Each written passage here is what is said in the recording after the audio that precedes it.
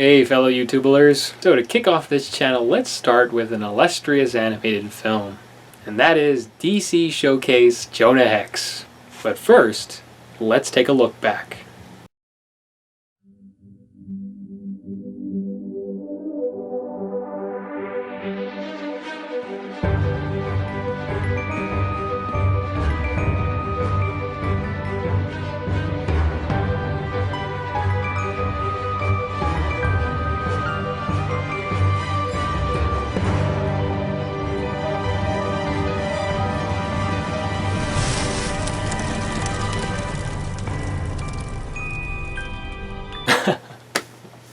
Yeah, that's not my intro. If I did, I wish I could.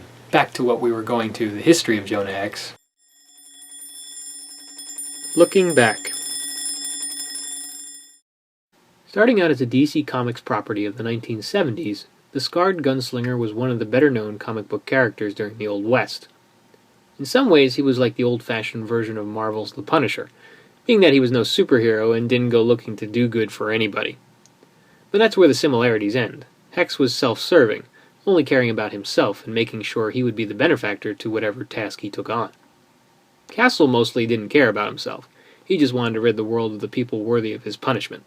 Well, he also did have a large arsenal at his disposal, too. I mean, with all of the rocket launchers and other things that he had, I mean, come on. As the decades came and went, Hex would receive other incarnations as well, either in comics or various DC-related shows. For movies, the character would not receive a live-action adaptation until June 2010. Unfortunately for Warner Brothers, it was a box office flop and a disappointment to a lot of fans. That same year, an animated film of the character was also made and released practically a month later.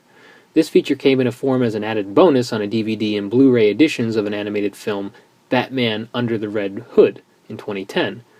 There's apparent differences when comparing it to the live-action version, and it's important to see why people consider this to be the better adaptation of the gunslinger. Overall plot and writing. The story starts off with Hex searching for his next bounty, but ends up running into a detour named Madame Lorraine. One of the flaws in the writing is not all characters seem to be given much backstory. We understand what Madame Lorraine does and possibly why, but it doesn't go further than that. And for those who are not familiar with Hex, really wouldn't understand him either. You would think, right, with a running time of 12 minutes?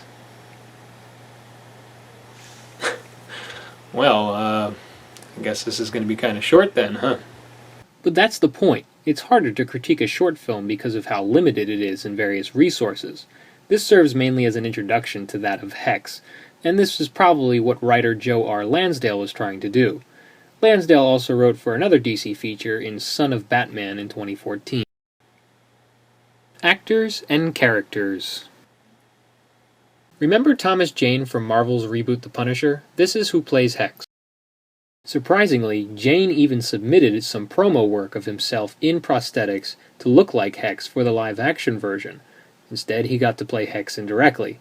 Funny how that worked out. Jane voicing Hex sounds like a good representation of how the bounty hunter would sound. His voice is gravelly enough, like a seasoned war veteran, and the sarcasm put into many of his lines make him fit the role all the more. Seen him? Can't say that I have. You sure? Uh-huh. Put a drink on the bar and go away. Voicing Madame Lorraine is Linda Hamilton from James Cameron's The Terminator franchise. Considering her age, her voice works as the seductress of what men desire. Surely this could be why the character of Lorraine chose the profession she's in. 'Cause I think you can afford a good time. There's also voice appearances from Michael Rooker as Red Doc, Hex's next bounty. My name is Red Doc, and I can whip any man in the house and ride any filly in the place. Rooker is most recently known for playing Yondu Udanta in Marvel's Guardians of the Galaxy. Lastly, there's even Michelle Trachtenberg voicing another filly within the saloon that Hex visits. Some of us may remember her from Disney's failed live-action film of Inspector Gadget as Penny. I help you. Will you help me? What kind of help? Enough money to leave town.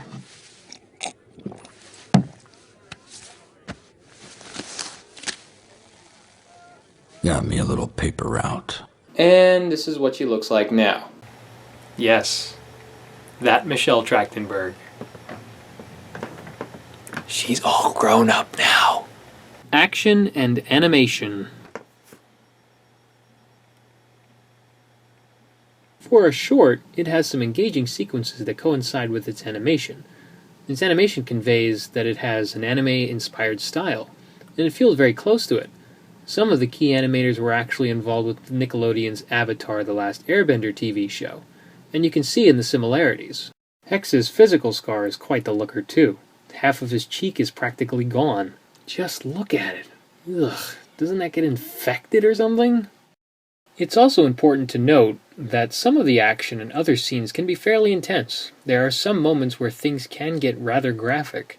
If this was a feature film, it might have even gotten an R rating.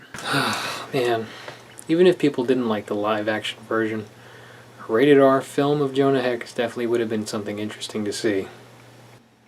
Soundtrack and film score. The duo behind the music in this short are Benjamin Wynn and Jerry Zuckerman. Wynn and Zuckerman also had experience working on the Avatar series along with their DC film Superman Shazam! The Return of Black Adam. The music provided here is a mix of classic Western-sounding cues, clanging bells, and also what sounds like a bit of South American tunes that give it an extra zest. These are mainly heard during the intro credits. There is also no particular main theme because it is a short, but for what's presented, it accurately fits the tone and setting.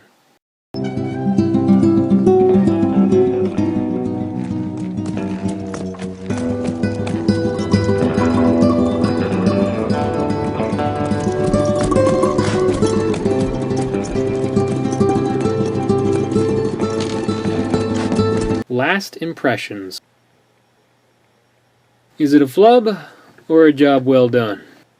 Compared to what's been shown in the past, this is a gritty update to the Western outlaw who refuses to play by the rules.